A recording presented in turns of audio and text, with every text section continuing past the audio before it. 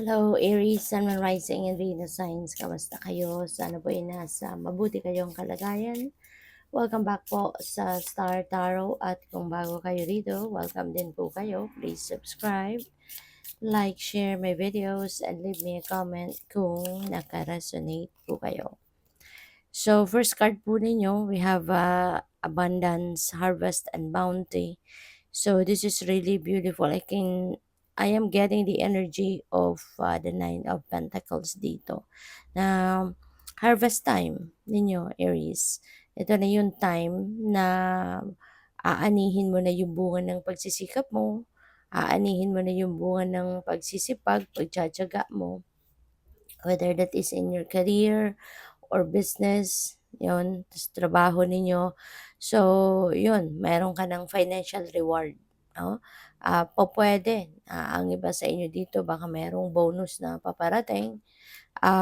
Pwede rin na magkakaroon na kayo ng, marireceive mo na yung ROI mo. Pwedeng merong karagdagang sweldo, salary increase, mga ganyan, promotion, no? Yung mga ganun ba? At this is the time na may enjoy mo na, no? Yung fruit of your labor.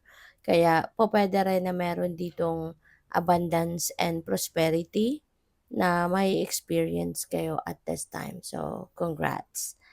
So, we have clearing, ritual, and ceremony. So, baka merong ritual na gagawin ng iba sa inyo. That could be related to clearing and cleansing, no? Na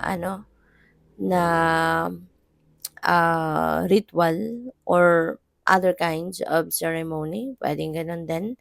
Yeah, this is a smudge fan, feather smudge fan at ginagamit yan sa paglilinis, pagki-cleansing, pagki-clearing, no? Pwedeng ng energy field mo or ng uh, physical living space ninyo. So baka ang iba sa inyo magi-smudging, no?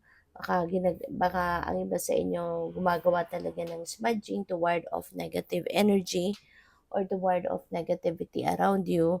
So maaring gagamit kayo ng smudge fan kasi pwede rin naman na mag-smudge, no, na walang smudge fan, but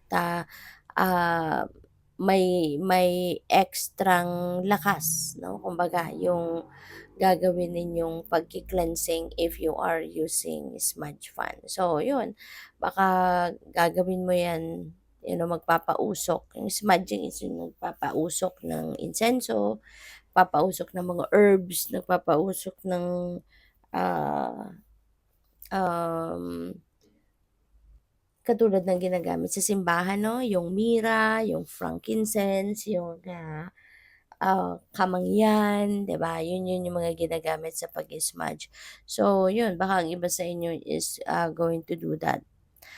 We have beauty, sweetness, and love. Ayan. So, hitik na hitik sa bunga yung apples na 'to, 'no, at nagpapakita siya ng kagandahan, gaano siya kaganda kapag hitik na hitik ng bunga.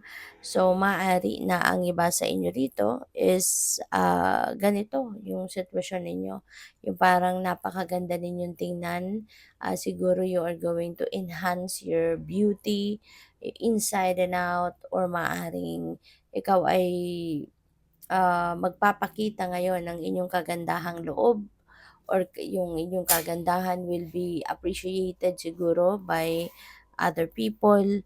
Yung ganun ba, no? So, puwede rin na you are going to express, diba, your love, hindi lang for yourself, but for other people as well, no? Baka ngayon, alam mo yun, papakita mo yung pagmamahal mo sa iyong sarili at sa ibang tao. So, by the way, maraming salamat for subscribing.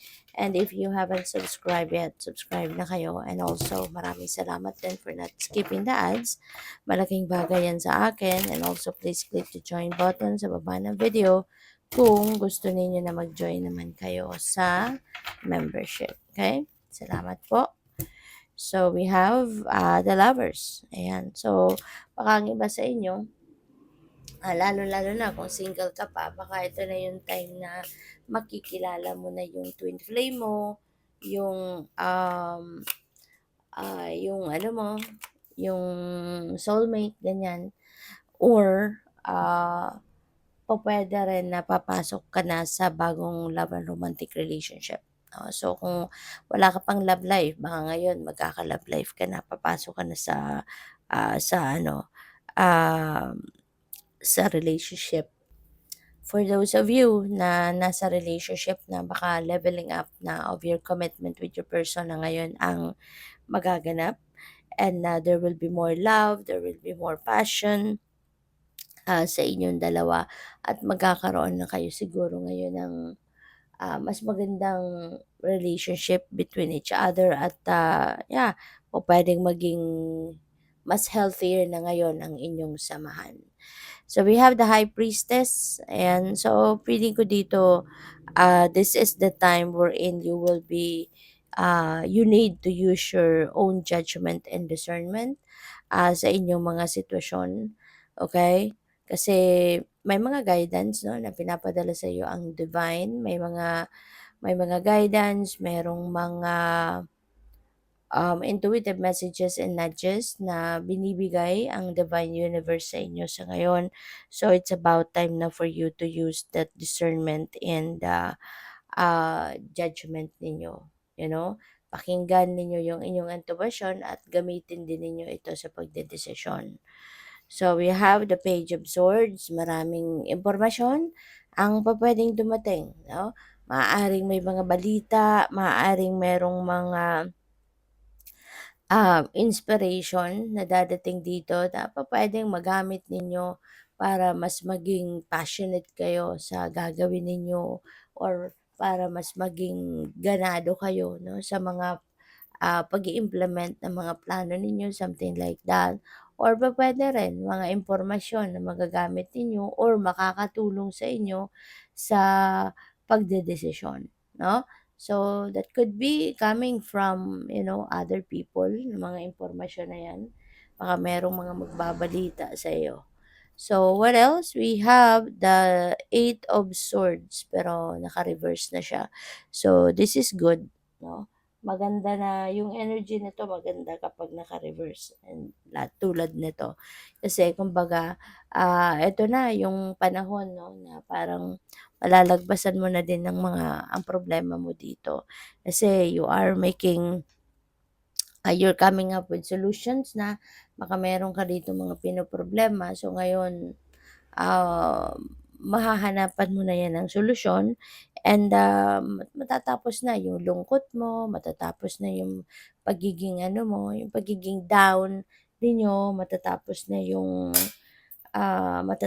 pagiging down, matatapos na yung pagiging low vibe ninyo, yung gano'n. So, eto na, magiging mas positibo na ngayon ang iniisip ninyo at gagawin ninyo, and of course, magiging positibo na yung mga energy na maa-attract ninyo. Okay? So, good luck. Thank you for watching.